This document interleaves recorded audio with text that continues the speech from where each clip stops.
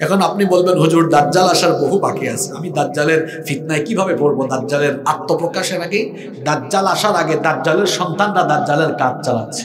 এখন প্রশ্ন হলো, দাজ্জালের অনুসারী কারা? হাদিসে এসেছে ইরানের রাজধানী তেহরান থেকে নিকটবর্তী শহর আসফাহান শহরের 70,000 ইহুদিরা হবে দাজ্জালের অনুসারী। অন্য হাদিসে এসেছে ইহুদিরা হলো দাজ্জালের অনুসারী এবং কিছু অপদার্থ মহিলারাও দাজ্জালের অনুসারী হবে। তাহলে দাজ্জালের বেশিরভাগ অনুসারীরা ইহুদি, বেশিরভাগ অনুসারীরা। আচ্ছা, এখন রাগ করবো নেই কিছু কথা কইলে। দাজ্জালের অনুসারী হল যে আমার খান্দাত আসন দেখাই দিলাই, দাজ্জালের বেশিরভাগ অনুসারী হইলা ইহুদি। আর ইহুদি হলোর প্রধান খাইসলত হইল পৃথিবীর শ্রেষ্ঠ সুদখোর হইলা ইহুদি হল।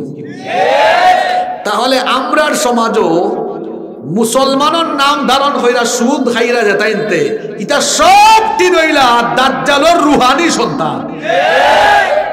দাজ্জাল হওয়ার আগে দাজ্জালের ছেলে ফেলা এখন আসুননি আপনার খান্দা ভাই। সুদ করে হলে মনে হয় খুব রাগ করিচ্ছেন, কই থেকে হুজুর এখন আনছেন একবারে আমরা শেষ হয়ে গেছে কি? এখানে আমার কথা নেই, ইহুদি ওদের খাইসলত আপনার মাঝে আছে না নাই? এর বাদে আউকা কোরআন আল্লাহ কইছেন ইহুদি হলইলা মুসলমান হলর প্রধান দুশ্মন। মুসলমান হলর লোকেরা সবচেয়ে বেশি দুশ্মনী করে। আমরা সমাজে অনেক নাম আব্দুর রহমান আব্দুল সমাদ হইল, ইতার খাম হইল ইহুদি হল লাগান।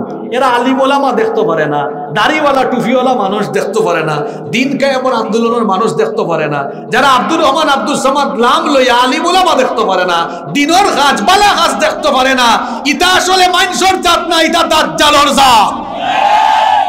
দাজ্জাল আসেনি আমরা সাইরে ভাই দিই। আচ্ছা এবার ইলেবন এর বাদে আওকা দাজ্জাল আওয়ার বাদে গোটা দুনিয়াত ফিতনা চালাইব।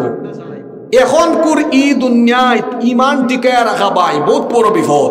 এটা চ্যালেঞ্জের ব্যাপার। আগে দি খরে দি ডাইনে দি বা ওই দি সব জায়গাত ফিতনা আর ফিতনা। তাহলে আব্দুর রহমান আব্দুল সামাদ নাম লাগাইয়া মুসলমান হলে খালি ফিতনাত ফলাইয়া ইমান হারানির কাজ এখন বর্তমান জামানাত খররা যারা দাজ্জাল আওয়ার আগে দাজ্জালের দায়িত্ব হইয়া দাজ্জালের রুহানি সন্তান হইয়া কাম খররা তারা। তাহলে আমি আপনি দাজ্জালের ফিতনা থেকে বেঁচে থাকার দরকার আছে না নাই?